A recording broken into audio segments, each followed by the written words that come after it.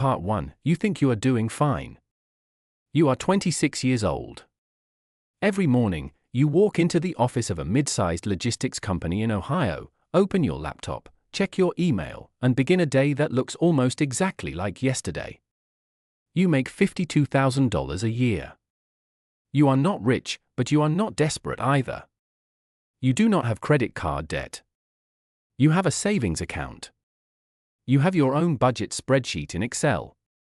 Every month, after rent, insurance, gas, food, and a few small expenses, you have about $400 left. You move that money into your savings account. And in that moment, you feel disciplined.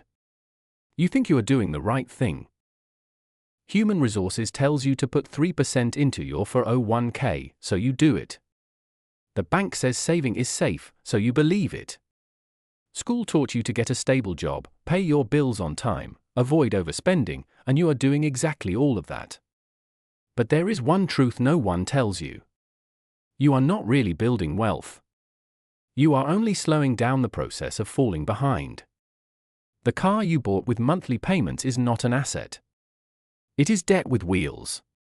A 7.9% interest rate is not just a small number in a contract.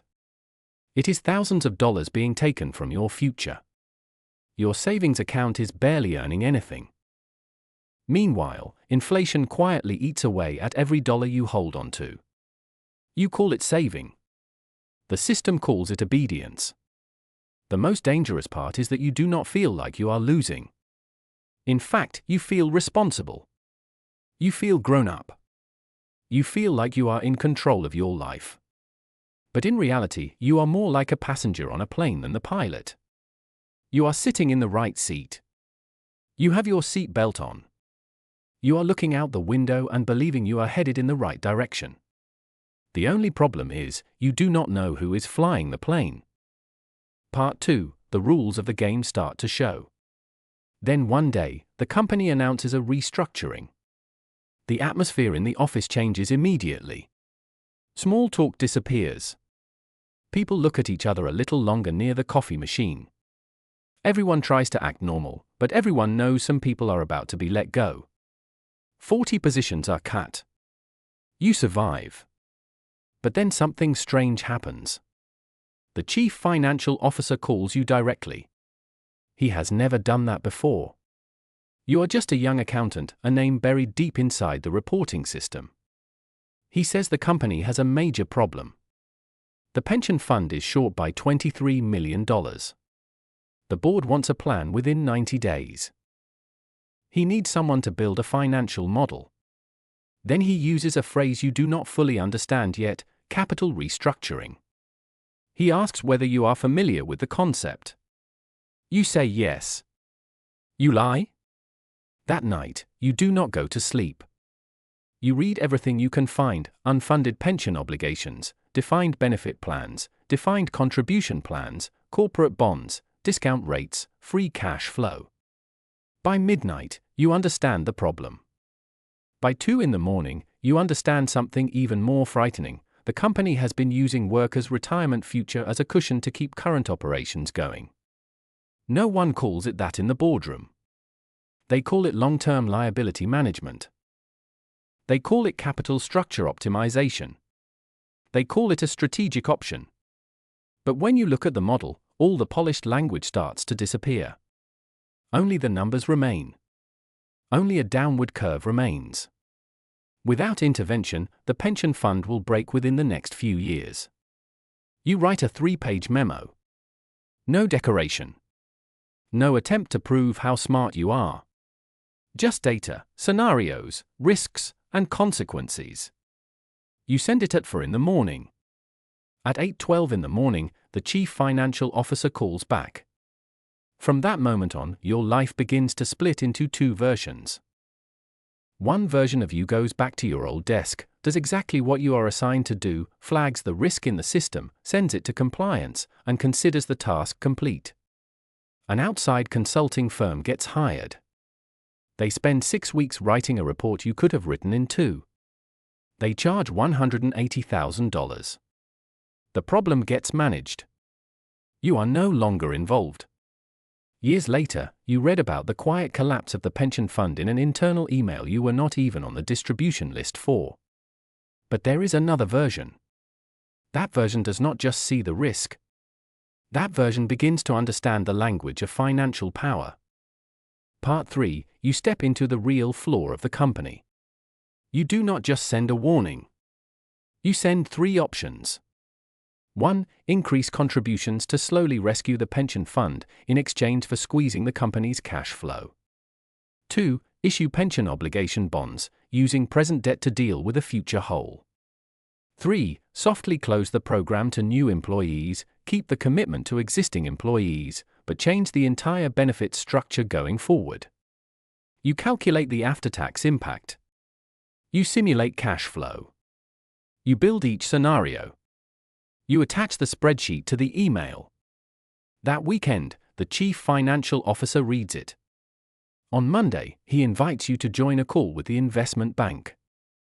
You sit quietly during the first few minutes. Not because you do not understand, but because you are hearing a new language, the language real money uses when it does not need to explain itself to outsiders. A banker presents the model. The slides are beautiful. The voice is confident. Everyone nods. But you notice something is off. The discount rate they are using makes the pension obligation look smaller than it really is by several $1 million. You do not interrupt. You simply write the number on a piece of paper and slide it gently toward the chief financial officer. He looks down. Then he asks the banker. The room goes silent for half a second. The model gets adjusted. After the call, the chief financial officer looks at you differently. Not like a hard-working young employee. Not like someone who can build spreadsheets quickly. But like someone who has seen the structure beneath the surface. 2 weeks later, you are moved into corporate financial strategy. Your salary rises to $94,000. You are still 26 years old. But you no longer see the company as a place that pays you. You begin to see it as a system of cash flow, obligations, priorities, risk, power, and concealment. You learn that every organization has 2 layers. The first layer is what appears in the slides: vision, growth, responsibility, people, culture. The second layer is what gets discussed before the slides are sent out: who gets protected, who gets sacrificed, which debts are hidden, which risks get pushed into the future, and who will really pay the price if things do not go according to plan. From here, you understand something simple but brutal. Capital does not always flow to the best idea. Capital flows to the place that already controls capital. And if you want to change your position in the game, you cannot just do your job well. You have to stand close enough to where decisions are made before they become decisions. Part 4, From Employee to Capital Operator. Over the next few years, you learn faster than at any other point in your life. You learn about duration risk. About spreads. About how rising interest rates can destroy the value of long-term bonds. About why a profitable company can still die if its debt structure is wrong. You move part of the pension portfolio away from stocks and into a structure of short-term bonds and long-term corporate bonds. When the market moves sideways, that portfolio outperforms. No one claps.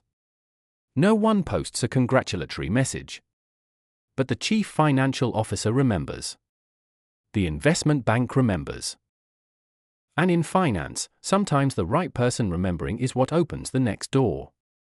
A vice president at the investment bank reaches out to you. She is building a restructuring team. She asks whether you are happy in your current role. This time, you do not lie.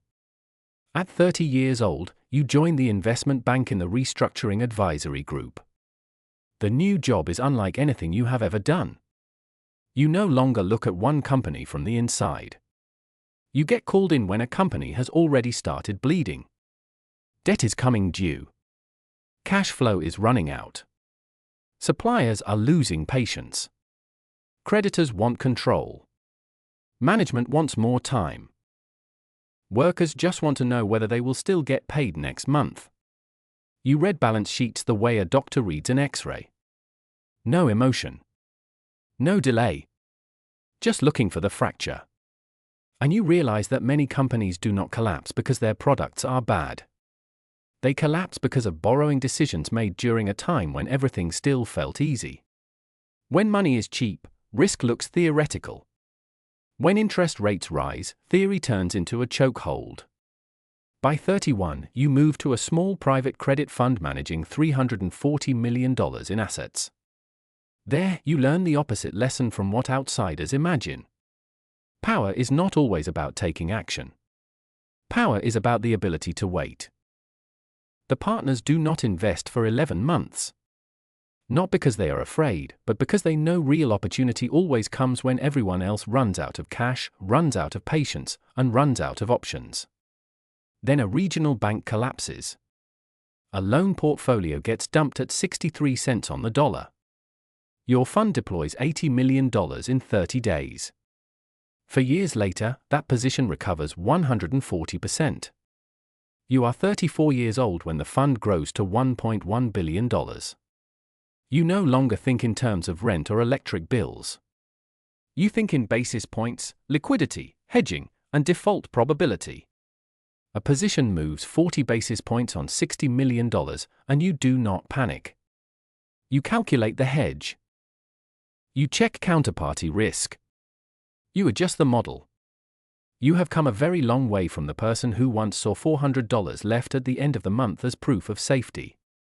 But the higher you climb, the colder the view becomes. Your decisions affect whether a company can pay wages, repay debt, survive, or get sold off. There are real workers behind those models. There are families, bills, rental homes, insurance policies, car loans, and retirement futures. But you do not think about them too often.